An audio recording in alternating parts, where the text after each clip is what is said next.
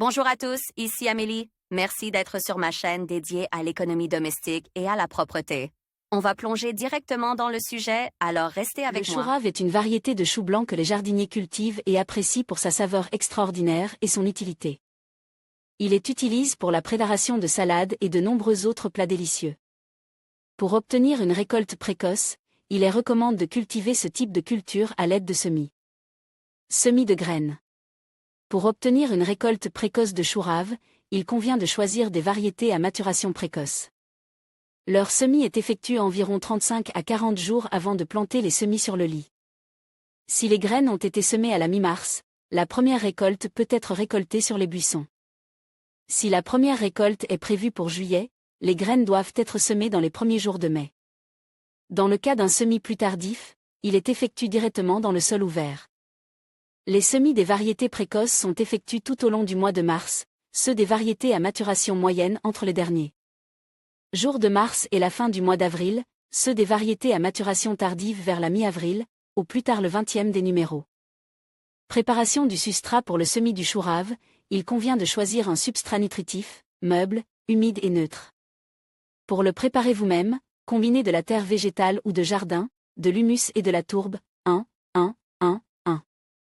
Dans le mélange obtenu, il est recommandé de verser de la cendre de bois, pour 1 kg de mélange de terre, une grande cuillère. Lorsqu'il ne reste que peu de temps avant l'ensemencement, le substrat doit être désinfecté. Pour ce faire, il peut être congelé dans la rue, brûlé au four, et on peut également y verser de l'eau bouillante ou une solution de permanganate de potassium, 1%. À lire également les pensées, violettes, incroyablement mignonnes, sont appréciées depuis longtemps par de nombreux jardiniers. Le fait est qu'elles sont assez. Préparation des graines avant le semis. Les graines de chou rave sont placées pendant un quart d'heure dans de l'eau chaude, environ 50 degrés. Elles sont ensuite lavées à l'eau froide et immergées pendant une demi-journée dans une solution nutritive saturée en oligo-éléments. Une fois lavées, les graines sont placées au réfrigérateur pendant 24 heures. Les semences sont ensuite placées dans un linge humide. Une fois que les plantules ont germe, on commence à semer. L'ensemencement. Choisissez un récipient dont le fond est percé de trous de drainage. Remplissez-le de substrat à l'avance pour qu'il puisse se tasser. Juste avant le semis, il est bien arrose, puis on semet les graines préparées, en les enfouissant dans le mélange de terre de 10 mm au maximum. Petite remarque. La distance entre les graines doit être d'au moins 20 mm, et la largeur entre les rangées est d'environ 40 mm. Si vous ne voulez pas vous préoccuper de la cueillette, la distance entre les graines peut être augmentée à 30 mm ou plus. Lorsque les semis de choux sont terminés, la surface du mélange de terre est légèrement tassée et le récipient est recouvert d'un film ou d'une vitre. Jusqu'à l'apparition des plantules, la boîte est maintenue à la température ambiante normale et le substrat n'est pas arrose. Dès que les semis apparaissent, on enlève le couvercle du récipient et on le transfère dans un endroit plus frais, environ 18 degrés Celsius, qui doit être en soleil. À lire également. Le temps froid arrive, la saison des dachas est terminée, mais il est tellement souhaitable de prolonger l'été au moins un peu. À cet égard, il y a culture et arrosage des semis.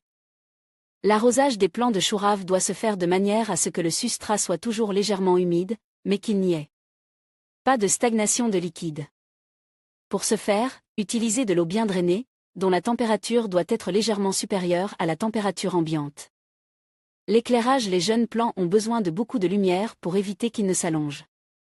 La durée recommandée de la lumière du jour est d'environ 12 à 15 heures. À cet égard, pendant la saison froide, les buissons devront être complètes à une lampe à lumière du jour.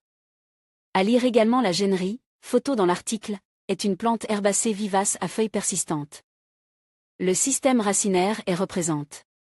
Le marquetage. Le repiquage des jeunes plants doit être effectué 1 semaine et demie après leur apparition. Le mélange de terre est le même que pour le semis, et pour la plantation il est recommandé de choisir des cassettes ou des pots de tourbe, mais on peut aussi prendre de simples godets. Fertilisation. Lorsque les arbustes ne seront pas cueillis et que 7 jours se seront écoulés, ils auront besoin d'un engrais, qui peut être un engrais minéral complexe. Quelques jours avant la transplantation en pleine terre, on procédait à une nouvelle fertilisation en utilisant le même engrais.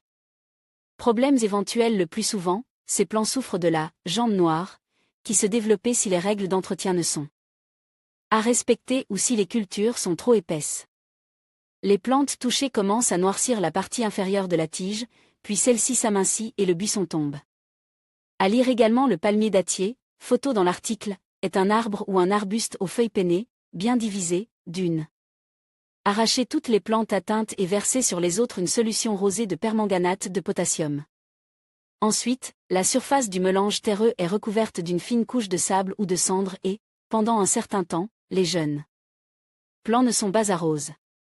La culture des choux raves en milieu ambiant est très simple. L'essentiel est de se rappeler que ce n'est qu'en suivant toutes les recommandations de soins et en créant des conditions adéquates pour la croissance des semis de ce type de chou qu'il sera possible de faire pousser un bon semis.